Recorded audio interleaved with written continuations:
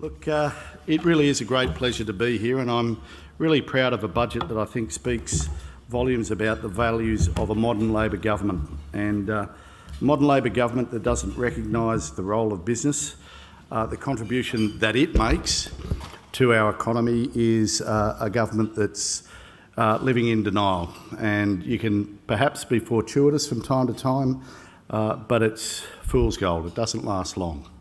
So I stand here today making it clear to you that as a government, we will always keep a weather eye on the fortunes of business, and to the extent that we can, we will do what we can to help you go about your job. Can I make this point? In 1999, Steve Bracks made the point that he was pro-business, and he then went on to explain that he was pro-business because he was pro-jobs. And if you think much about this budget and this government, it's been the centrepiece of everything we've done as a government, really. Everything we've tried to do is not spread ourselves in 1,000 different directions about the things that are important, because if you try to do everything well, you end up doing nothing well. Yes, I understand that an improvement in our services is critically important. I understand and acknowledge that there are areas of social disadvantage that government needs to make a stand and make an investment in. But the greatest effort you could do to assist the community, to assist business, to assist ordinary Victorians go about their life and be committed contributors to the economy and to their communities, to get a sense of self-worth, is to make sure that you are creating jobs. And that's what this government has committed itself to. I'll just excuse myself a moment. I brought far too many papers with me. Right, I'm organised. Now, for those of you who sat through the introduction to the budget from the media, I apologise. There might be some overlap, but I've learnt from last year's budget presentation that I need to mix it up a bit, and this presentation at least is a little bit different than that presentation. So I want to thank you all for being here today. Our state budget really demonstrates that Victoria has regained its economic momentum. The way I like to put it is Victoria is winning again. And it's a plan to build on that momentum for the benefit of every person in the state. There are basically three objectives that are outlined in this budget. Firstly, to bolster the state's financial position. Secondly, to deliver a significant and a sustained increase in infrastructure investment. And thirdly, to invest in our people to maintain our enviable lifestyle and also to ensure that our community is safe. So the resurgence of, and might I say the confidence of, the state's economy means that Victoria is once again leading the nation. And I'll make my case. The Victorian economy grew strongly in 2015. The latest state final demand data shows Victoria is leading the nation by rising by 4 percentage points. Now, gross state product, which includes state final demand and also trade, rose by 2.5% in 2014-15, the strongest of any of the non-mining states. Our result was driven by strong performances by solid business investment, by dwelling investment, household spending, and it was supported by low interest rates and strong population growth. And let's be clear, also a low Australian dollar. So anything anybody can do to talk the Australian dollar down, I would greatly appreciate. You're doing the right thing by Victoria. And we're expecting growth in gross state product to accelerate to 3% in the coming year. So that is an accelerating growth measure. And a lot of people have said, well, why is it that you're expecting growth to go from 2.5 to 3%? If you look at the federal government's data, they're expecting the nation to grow by 3%. And we're sitting around looking at these numbers thinking, well, where's that growth going to come through if it isn't out of Victoria and New South Wales? So by nature, I tend to be quite conservative around these figures, but I was persuaded that if the Commonwealth think they're going to get 3% growth, they're going to have to get it out of Victoria, at least Victoria. So the structure of our industries also means that economic growth is bringing jobs growth with it. Less than 2 years ago, Victoria's unemployment rate was 6.9%. This figure now stands at 5.7%, with more than 112,000 Victorians who have sought and found meaningful work in this time. And to put that into some sort of perspective, more Victorian jobs have been created in the first 18 months of this government's term than were created in the entire 4 years of the preceding government's life. Average jobs growth, if you look at it on a month-by-month basis over our respective periods of government to date, is 3 times what it was for the previous government. 3 times more jobs being created each and every month in this state. Now, we've recorded a 2.7% employment growth in 2015, the highest in the nation. This reflected improvements in confidence and trading conditions for our businesses. An easing of the Australian dollar has also seen exporters become a lot more competitive. And business investment and confidence measures are strong, which is in fact leading all other states. But of course, the real story is around population. It's both a great opportunity and a great challenge. Rapid population growth is also driving demand and bolstering our economy. At 1.7%, in 2014-15, Victoria's population growth is the strongest in the nation, with more than 1,900 people choosing to call Victoria home each week. The state recorded the highest net immigration of all jurisdictions, and we accounted for about a third of national inward migration in 2015. And our population is currently predicted to grow at 1.8% a year. Forecasts suggest that Melbourne will overtake Sydney as Australia's most populous city in 2030. Now, there'll be some who'll tell you that they can change that, that governments can actually drive the bus of population growth. There aren't too many levers that state governments have at their disposal that can change that. And I've got to say that to attempt to stand in the way of the choices in terms of interstate and international migration is a bit like King Canute trying to turn back the sea. We have to recognise that we have a responsibility in this space, and that responsibility is actually to manage population growth, not to pretend that you can change it. So the growth is both an opportunity and a challenge. We have the ingredients for a sustained period of prosperity. We've got a diverse economy that is doing far better out of global conditions than many would have expected, and I think I'd have to have been one of them. High population growth that's expected to continue, a skilled workforce and a solid fiscal position, but it needs to be managed strategically. The 16-17 budget is really about seizing those opportunities and meeting the challenges. Now to some of the fiscal numbers. The first priority needs to be a disciplined and responsible financial management. So we're experiencing rapid increases in demand for services and infrastructure, and we'll meet that demand. But we need to do it in a fiscally responsible way. The 2016-17 budget projects average growth in revenue over the period of our estimates, that's the 4-year forward estimates period, of 3.4%, which exceeds expenses growth at 3.3%. So we're not spending more than we earn.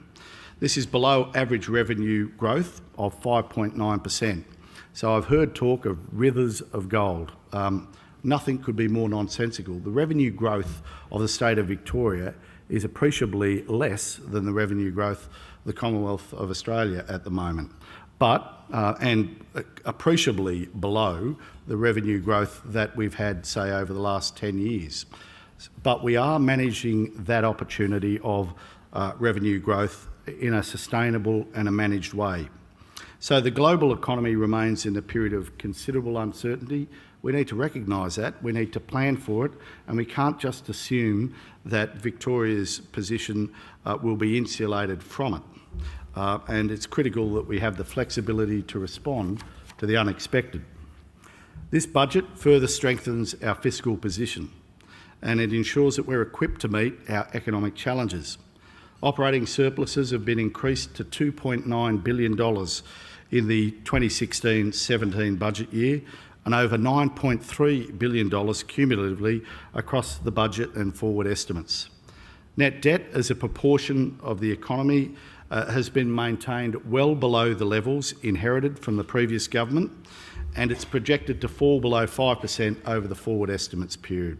So debt is on a downward trajectory, and our surpluses are on nothing gets bigger than the year in which the lease of the Port of Melbourne comes onto our balance sheet, but going forward we're sustaining average surpluses of about $2.1 billion over that forward estimates period. So healthy numbers going forward. And it's this that will help us keep our prized AAA credit rating. It's prized for a variety of reasons. One, because it applies a discipline to the way that the government undertakes its responsibilities to govern. It sets a brake on our ambitions, but it also sets a focus around the way we manage. Pleased to say that yesterday afternoon, Standard & Poor's confirmed our AAA credit rating on the back of the budget, and today, this morning, Moody's have gone out and said exactly the same. So not only a AAA credit-rated economy, a double-rated AAA credit-rated economy, only one of about 9 sub-sovereign jurisdictions in the world that can lay claim to that elite status. So even with the declining debt profile, we're stepping up investment in infrastructure this year. This budget will embed a sustained increase in government infrastructure investment over the forward estimates period, from an average of $4.9 billion per year over the past 11 years. We'll be substantially, can I say massively, increasing that average allocation going forward to $7.4 billion over the estimates period. So that's an additional increase on average each and every year of $2.5 billion. Infrastructure drives productivity. We know it, business knows it, and the investment in it exudes a level of confidence in our economy that very few other economic levers can reproduce, particularly not levers that are available to state governments. So that infrastructure pipeline is critical to how we build not only confidence in business, but also improve the functionality and the vitality of the Victorian economy. Looking at our major projects, I can now say with some confidence that the big projects that business, that Victorians, the commuters have been sitting around wondering whether they're going to happen, the push and shove that's gone on between tiers of government about whose project's right and whose project's wrong and who's going to fund it and how much by and whose business case is the best, we could just say we're going to go ahead and build it. We're not going to allow the game playing to continue forever. So this includes fully funding transformational infrastructure projects that we announced last year. The 2016-17 budget provides all necessary funding for the Melbourne Metro Tunnel and the Western Distributor. Now, some cynics would say, well, wait a minute, you only put in $2 and a bit billion into Melbourne Metro in your forward estimates. That doesn't necessarily mean that you're going to be able to deliver it, because after all, it's a $10.9 billion project. What we are able to say is our forward estimates, and we've produced a 10-year capital plan that shows of the available capacity, something in the vicinity of about $70 billion over a 10-year period. We will allocate the funds necessary to deliver this project, so that the community can see this is not just a plan for an election cycle, it's a plan for the future of the vitality of the Victorian economy. So we're doing that because we believe it's important that we can have the dialogue with the Victorian people about what's important to them. And I suppose the most important thing for them is to think that perhaps the game playing of politics is subservient in terms of our elected leadership's aspirations to getting on and delivering things. So we're able to do this because we've been willing to explore and to embrace alternative means by which traditional financing for major projects can be challenged and provided. The 2016 financial year will also see the lease of the Port of Melbourne and the investment of the proceeds in the Victorian Transport Fund, together with the removal of 50 level crossings. We said before the last election that we'd remove 50 level crossings over an 8-year period. I didn't think that we'd be able to make much beyond about 20 in the first 4-year period. We've already got something like 33 underway. Now, they won't necessarily all be completed by the end of this term, but I've been surprised by exactly how adept and capable the industry has been at meeting the government's requirement to get started and deliver a quantum shift in terms of their capacity to deliver on infrastructure and deliver on it quickly. So the other point to make, of course, is debt is trending down in the state. But we need a fiscal strategy that allows for further investment while maintaining for prudent debt levels and the state's AAA credit rating to be preserved. But it can't mean that we simply hold a credit rating for the purposes of framing it and put it on the wall.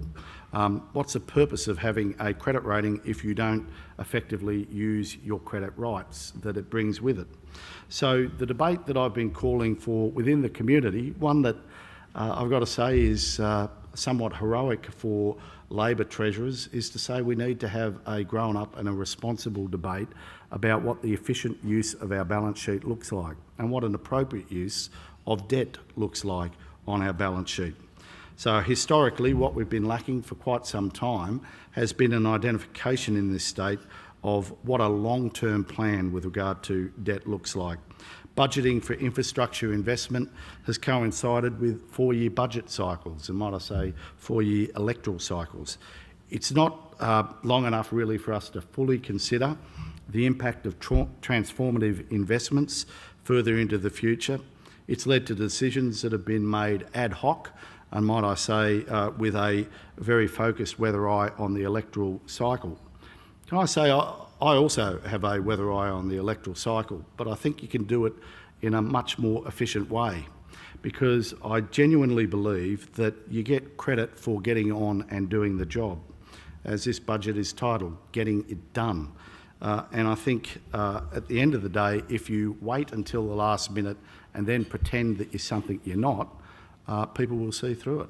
So this is a government that is going to remain true to its values and get on and deliver the infrastructure that we promised Victorians we would.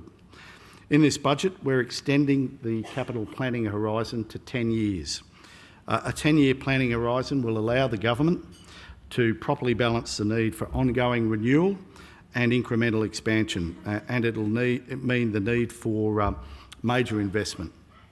Maintaining the general government sector net debt at around 6% of GSP. We know that that won't threaten our AAA credit rating. How do we know it? Well, we inherited debt at 6.2% of GSP. And we had a AAA credit rating when we came to government. A AAA credit rating, double rated, might I add, that a Labor government secured for this state back in the year 2000. But the thing that I would say about a AAA credit rating is it's like having a Ferrari. If you just leave it in the garage and you go and polish it and look at it, it's really of no use to anybody, certainly not the person who owns it. So we've got to take it out and give it a spin every now and then, and that means make sure that we get the value out of it that we're investing in preserving it, maintaining it. So maintaining general government sector net debt at around about 6% of GSP will still keep our key financial indicators at prudent levels. It'll create about $16 billion in terms of additional capacity to fund state-shaping infrastructure over the next 10 years. Let me be clear though, that headroom, that $16 billion over 10 years, is not the money that we need for Melbourne Metro or for the Western Distributor. That money is in the base allocations, that white area, if you see it projected there, not the blue area. The blue area will be for investments in large measure that Infrastructure Victoria will talk to us about when they produce their 30-year plan for infrastructure investment, and we're expecting to receive that by the end of this year. The Western Distributor and Melbourne Metro are paid for out of the normal long-term recurrent capital allocations that the state makes and the state is planning to make over the next 10 years. So many people will say, well, how do you know that you're going to have it? Well, because our budget is growing, and history tells us that year on year the size of the budget increases incrementally, but even if it didn't, that sort of capacity would still be there. So what really this budget introduces is a range of new measures that'll allow us to build on the economic momentum that we've already got. It'll generate growth, and that will benefit all Victorians. Yesterday, we also released our plan for Jobs for Victoria. In it, we outlined 6 actions to create jobs: building the projects we need, putting people first, making Victoria the best place to do business, keeping Victoria on the world stage, securing jobs in future industries, and supporting our regions. Let me just say something briefly about keeping Victoria on the world stage. We know that the key to lifting the economic tide is to attract new investment to Victorian shores, and we'll fight for every opportunity to attract companies to Victoria. This effort will be backed by a $116 million boost to investment attraction program set up to provide financial support to companies looking to expand into our market. And in addition to that, as we know, trade and commerce is a result of relationships, which is why $66 million will also be provided to increase and expand the Victorian Government Business Office network, the largest of any state in this federation, which allows our exporters to make direct contact in jurisdictions where they're seeking to ply their trade. So to reduce the tax burden on our businesses, the payroll tax threshold will be progressively lifted from $550,000 to $650,000 over the forward estimates. This is a first change, as Mark stole my thunder a bit, since 2002, that anybody's been brave enough to go into that area of the threshold expansion. The reason why treasurers are particularly reluctant to go into this space is because broadly speaking, it means every business above the threshold gets a benefit from it, and that's 36,000 businesses in the state of Victoria will see effectively a payroll tax reduction. And we'll also see some 2,800 small and medium-sized businesses no longer pay any payroll tax at all. So Victoria currently imposes, as this graphic shows, where the red line, that's the one at the bottom, the lowest payroll tax burden in Australia for payrolls from 4.8 million to 31.5 million. So as you can see, we are very much competitive when it comes to payroll tax already, and this will only improve that situation. Additionally, from the 1st of July this year, any business that takes on retrenched apprentices or trainees will receive full payroll tax relief on those wages. Any employer that employs an apprentice or trainee who's been displaced by another employer during their apprenticeship or traineeship will be eligible to receive the exemption, and the exemption will apply to wages paid to the apprentice or the trainee until they complete their qualifications. And this will provide some pretty powerful incentives for business right across Victoria, not only to take on young workers looking for their chance to contribute to our economy. So, Victoria's tax and our royalty revenue to nominal GST is expected to average 5.2% from 2016-17 to 2018-19. This is below the averages of West Australia and New South Wales. So West Australia coming in at 6, New South Wales coming in at 5.4. I want to talk a little bit about some of the key initiatives in this budget because it does speak to the values that this government holds. Firstly, in respect of family violence, this budget provides funding to start the reform journey and it will be a journey, it won't happen overnight, required to overhaul our family violence services. $572 million in funding will be invested over 3 years to respond to those recommendations of the Royal Commission that we can implement immediately. In the healthcare space, we're committed to providing the community with access to the very best of healthcare. And this year, we're consolidating last year's $2.1 billion expansion into the healthcare area with a further $2.9 billion growth in funding to further pursue the most fundamental of those key objectives. Community safety. We take the view that a livable city must be a safe one, and we're investing in the men and women who keep our society safe with $596 million to build the capability of Victoria Police. The secret, of course, to Victoria's success in many ways is our diversity and our livability.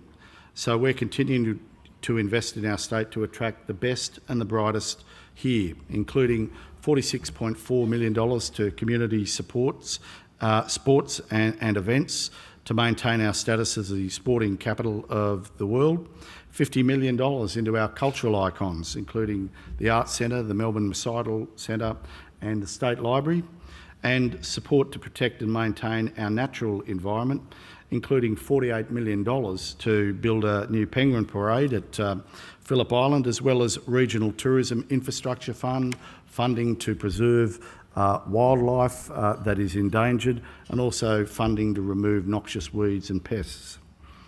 So, education. In the last budget, the government laid a stake in the ground on education, delivering the single biggest injection of recurrent funding into our school system as part of the Education State Initiative. And this budget redoubles our efforts, delivering $924 million into infrastructure funding for new schools and upgrades. So it's the single biggest investment in capital for schools in the state's history. It'll transform the learning environments for students at over 175 schools right across the state. Our election commitment to deliver tech schools across the state is also funded. $116 million will see 10 state-of-the-art technical education facilities delivered right across Victoria. The Tech School Initiative will enable thousands of our young people to receive modern technical elements to a secondary education, and further $49 million is being invested in a higher education and skills package. Our regions don't miss out either, and this budget delivers the highest regional infrastructure investment on record. In addition to other commitments, there's $325 million for infrastructure and services, with upgrades to irrigation, water security, mobile black spots, streetscaping, important planning work for local projects right across Victoria, $101 million for a regional tourism fund, and also, of course, the big story for regional Victoria is in the public transport and road space. With our regional centres growing, our regional rail networks become even more important, and with more people commuting from regional centres to Melbourne, access to the city is important. Managing and supporting that trend is critical if we're to ensure growth and opportunity are shared equally across the state. And this budget contains $1.3 billion of funding to upgrade and improve our regional rail network and deliver improved V-line services. The funding will see track and station upgrades completed on the Gippsland, Geelong, Warrnambool, Bendigo and North East corridors. The enhancements, coupled with $280 million in funding to deliver 27 new velocity carriages, will see V-line services dramatically increased across regional Victoria. The major transport announcements today, of course, that the Andrews government will fully fund the construction of the Melbourne Metro Tunnel, and of course the acting Premier, together with the Public Transport Minister, have gone out today and indicated that expressions of interest are being called for a PPP of a considerable start on this project. So the budget delivers an additional $2.9 billion in capital funding towards projects like the Melbourne Metro project, but also it recognises that these projects are too important to sit around waiting to see if we can get some sort of understanding despite our political differences with the federal government. And that said, we just need to get on and do it. So this morning, the Acting Premier announced that Australia's biggest transport project is now out to market, Melbourne Metro. The PPP is expected to be in the range of about $6 billion. It'll deliver the 9-kilometre twin tunnels under the CBD and the 5 new underground stations. So the EOI process closes at 2 p.m. on Thursday the 9th of June. And all details are at melbournemetro.vic.gov.au. So they haven't wasted any time. 24 hours after we announced that we were getting on and building Melbourne Metro, we've gone out to market to actually get to contractual close around that vital part of this vital element of this project. But it's just one element of our public transport package. $588 million will be invested in delivering the election commitment to extend the South Morang line to Mernda, connecting one of the country's fastest growing communities to the network. $875 million is also provided for the purchase of 28 new high-capacity metro trains, 5 extrapolis trains delivering extra services and supporting jobs. So Metro tunnel, level crossing removals, new trains, trap duplications and upgrades. I hope you can see that we're pretty serious about getting it done. So, complementing this historic investment in rail infrastructure is a provision in the budget to deliver unprecedented improvements in the state's road network. $1.46 billion will be contributed to the Western Distributor Public-Private Partnership, and the project will ensure that something like 5,600 jobs are created, and when delivered will cut something like 20 minutes off our journey from Geelong to metropolitan Melbourne. The budget will ensure a project that really is vital to Victoria's future will certainly be built. Also in this budget we're doing the perhaps less exciting work, but the nonetheless critically important work of honouring our election commitments and upgrading arterial roads, Thompson's Road, Yan Yan Road, Ahearns Road, Bolton Street, also $107 million put aside for the Drysdale bypass. And let me tell you here today that the government is very serious about looking at alternative funding options for outer metropolitan arterial roads. We've set out for planning an additional 10 outer metropolitan arterial roads, and we're serious about looking at the idea of availability charging, a PPP outer metropolitan arterial road package. And the reason why we want to do that is, can I put to rest any suggestion that there might be tolls on those roads? One or two of them is in my electorate, and I assure you I want to get re-elected. So they won't be tolled. They will be built under a PPP process if we get value for money out of that process in a way that will enable us to build them early, build them efficiently, maintain them efficiently, and place an obligation upon a private provider to ensure that lane space and availability is maintained and continued. So ultimately, really this budget is a statement to the Victorian community about the Andrews Labor government's values and priorities, and our message is very clear in that respect. We can be relied upon to make the investments required to keep the Victorian community in the place that it rightly deserves, and that's as the engine room of the economy of this nation. But more than that, as the capital of livability in this nation as well. But we also need to manage the finances responsibly. That's my job, and I can assure you I won't ever take my focus off that job. Governments are always faced with difficult choices. In the end, only those governments that strike a balance between addressing today's challenges and providing for the future can lay claim to holding up their end of the electoral bargain. So, in my view, that's what this budget is all about. I hope you see that this is a budget that's sought to strike a balance between opportunity and effort, between a commitment of government to deliver on the things that the community expects and demonstrating that that commitment is more than just mere rhetoric, it's action, and that means we're getting it done. Thanks very much.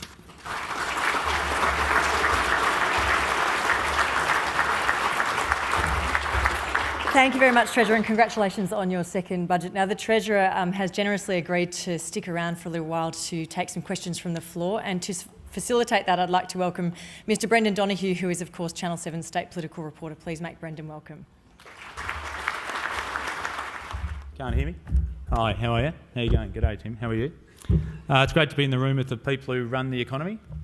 The AFL are here, so terrific. Thank you very much. Mr Gunston too, Mr Gilbuckland. Now, Tim Pallas is a history-making Treasurer. He's the first Treasurer in Victoria to be of Greek and Welsh descent to say he's fully funding the Metro Tunnel. So congratulations.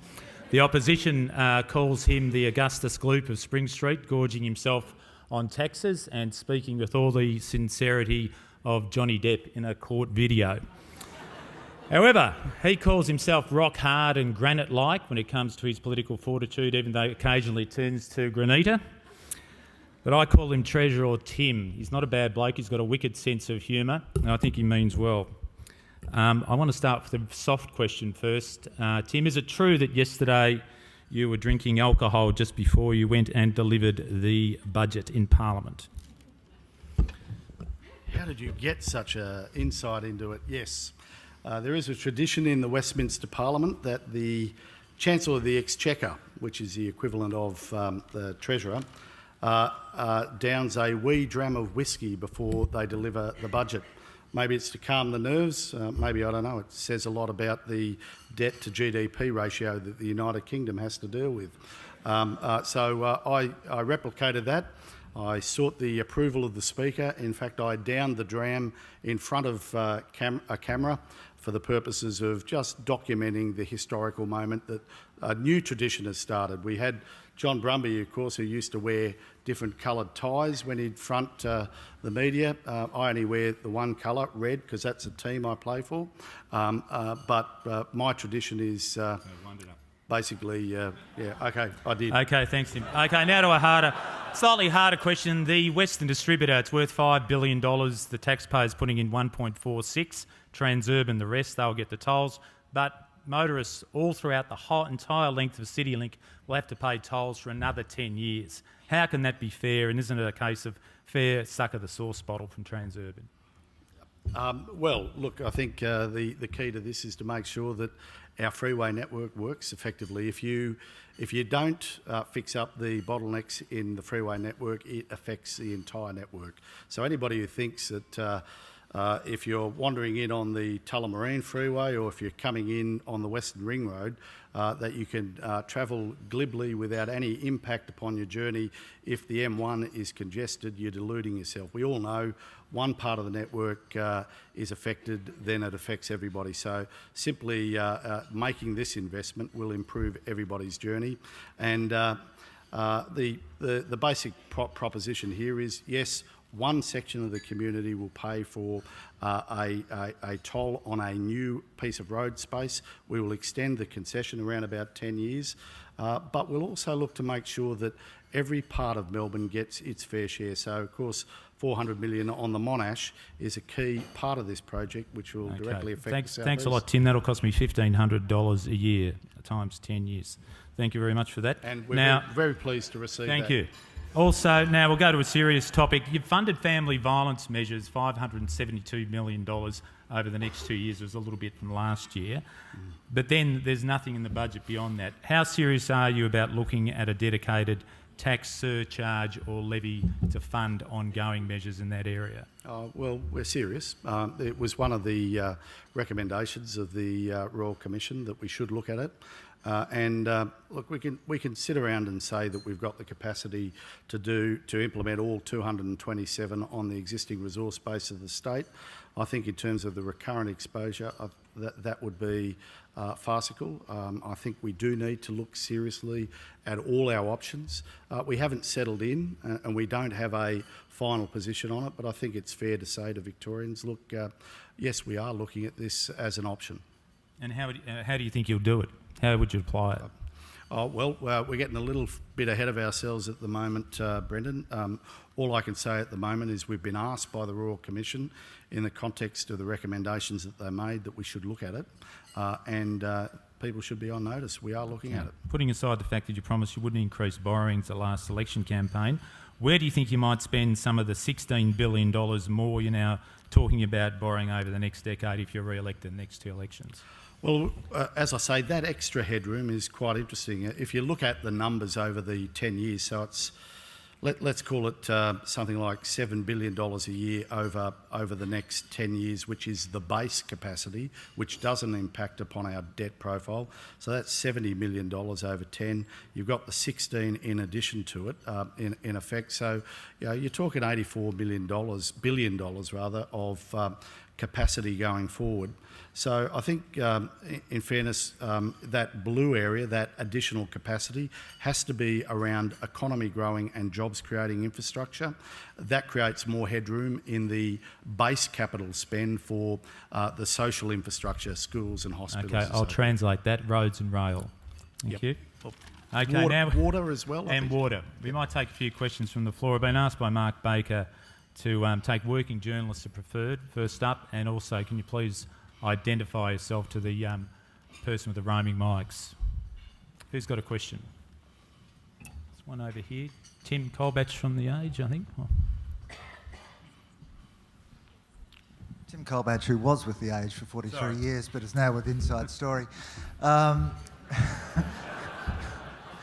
moved up in Sorry, the world, Tim. Tim, coming back to your $16 billion graph again that you just referred to, you told us yesterday that you will be waiting for evaluations to be done by Infrastructure Victoria before you decided what projects that would flow into. Very good principle. But in your first year or so in office, you did decide to build the Melbourne Metro, widen Tullamarine Freeway, build the Western Distributor, build the Skyrail down through the Dandenong Line, and many other things, as you've mentioned. What will be the projects that they will be looking at? What are the big things that they will be looking at? And also, how will you be funding that Skyrail on the budget? how will those projects be funded? I think initially they'll be funded out of our existing capital capacity going forward, and then at a point in time we will look to indicate to Victorians, probably in a budget, that we intend moving our debt profile back up to around 6% of GSP. But not until those projects are in the public domain, and not until we've done what we said we'd do, and that is to produce business cases, to produce BCRs, and also to produce a response to the 30-year plan that Infrastructure Victoria's identified. How will we fund Skyrail? Well, that's been funded effectively out of the budget already going forward, so there should be no concern about that. In respect of what projects Infrastructure Victoria might be looking at, I suspect the only things they won't be looking at are the ones that we're already doing, Tim. They do have a blank sheet on this, and we would expect to see hopefully a balanced approach to road, rail and efficient freight management strategies in the transport space. Thank you. Another question? Josh Gordon from The Argus. Thanks, Brendan. Josh Gordon from The Age, while we're still here. Yes.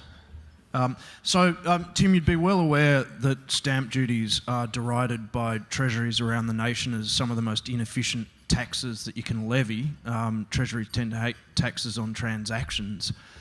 You've also flagged a root and branch review of the housing affordability regime later in the year. I'm wondering what levers can the state pull, and in particular, will you be looking at changing the mix between stamp duty and land tax? So effectively following, what the ACT has done, and to a lesser extent South Australia, and lowering stamp duty and compensating by lifting land tax collections.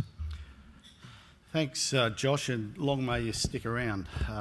Look, quite frankly, I think the challenge that we're going to confront here is that states often talk about the need to take the weight off transactional operations, because it is there's no argument about it, regressive in the sense that it reduces the efficient flow of commerce within the community. But I think there's a broader issue that's at stake here too, and let's go back to the intergovernmental agreement that underpinned the introduction of the GST. The state of Victoria was the first and perhaps the only, I think maybe one or two have joined us since, that honoured its intergovernmental agreement obligations and got rid of those inefficient transactional taxes.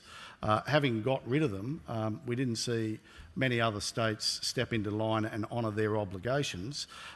We didn't get any credit for that in terms of our share of GST, the fact that we'd actually made the contribution, and the state lost an own source revenue capacity. So I'm not going to jump into an area where the pursuit of the pure can ultimately come at the cost of the pragmatic and the deliverable.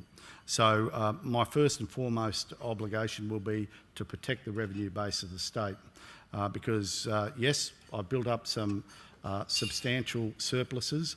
I still want to make sure that the international situation is not going to come back and impact adversely on this state.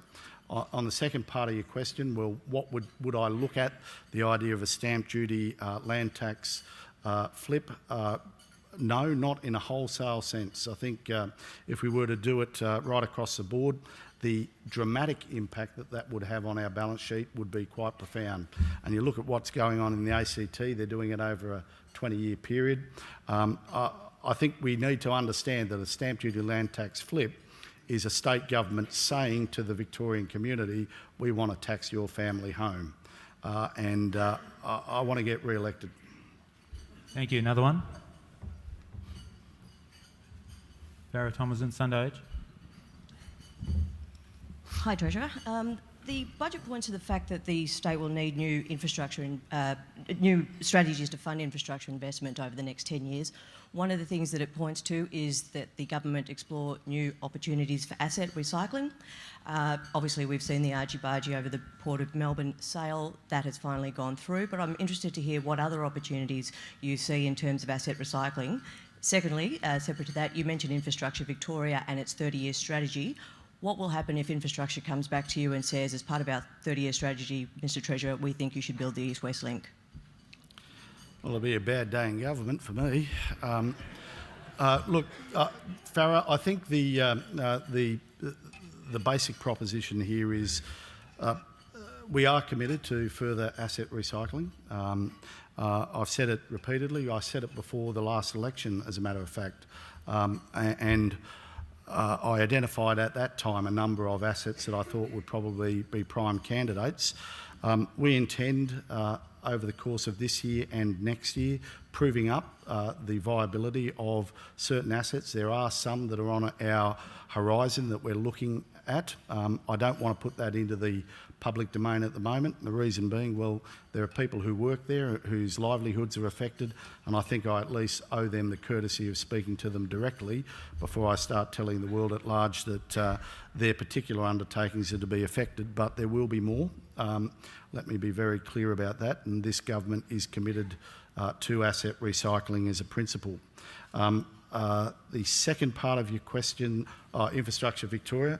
Well, the unfortunate thing about having an independent body to advise government is they tend to take their independence seriously, so I imagine we'll have to live with whatever the advice that they produce is. Doesn't mean that we have to act upon it, and I think for pretty clear reasons, this government won't be building an east-west road link. That was a commitment we made to the Victorian people, but we will not be proscribing Infrastructure Victoria's advice in any way. That's a good segue to a question in the middle there from the man from the RACV. Brian?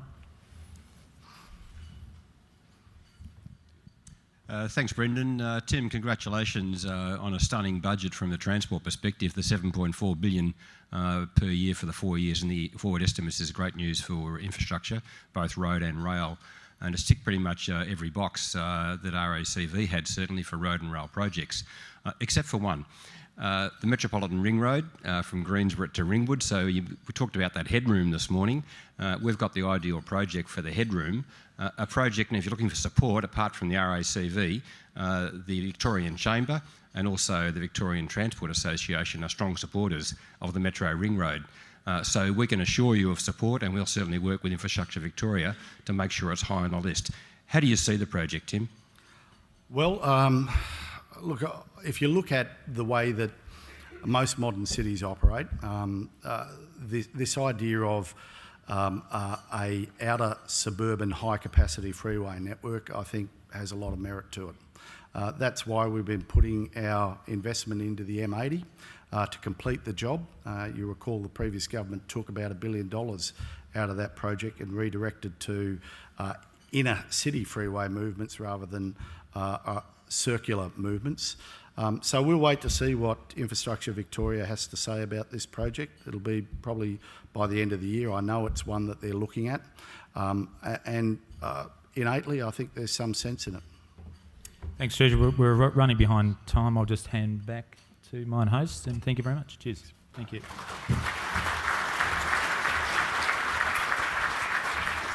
Thank you very much, Treasurer. Whiskey's probably a better idea than cigars anyway, so good decision it seems like. I'd now like to welcome Mark Baker, the Chief Executive Officer of the Melbourne Press Club, to the stage to offer some final reflections and propose a vote of thanks to the Treasurer. Please make him welcome. I'm aware that we're against the clock here, so I'll be very brief. The Melbourne Press Club is delighted to be partnering the Victorian Chamber for today's event. It fits very much with the work that the club has done over the last few years to expand its engagement with industry and leading corporates in this state, the city and the state. If you're not familiar with the work of the Melbourne Press Club, we're in our 45th year. We are the largest and most active independent press association after the National Press Club. We have a very active events program. If you don't get enough from the Melbourne Chamber, have a look at our menu. The club is open to anyone with an interest in the media and certainly people who are interested in engaging with the media and with journalists. Have a look at what we might have to offer. Thank you very much, Treasurer, for being our very special guest today. In a long career in journalism, I hate to think how many budget lockups I attended at a state and federal level, and I can't ever recall a budget being received pretty much without a murmur of complaint. I can't understand it. A spectacular effort, and perhaps you should pop up to Canberra and give Scott some help. Thank you very much for being here today with us. I hope this has been a great lunch. I hope we might make it a permanent fixture on our calendars. And thank you also to Brendan for facilitating the Q&A. Thank you very much.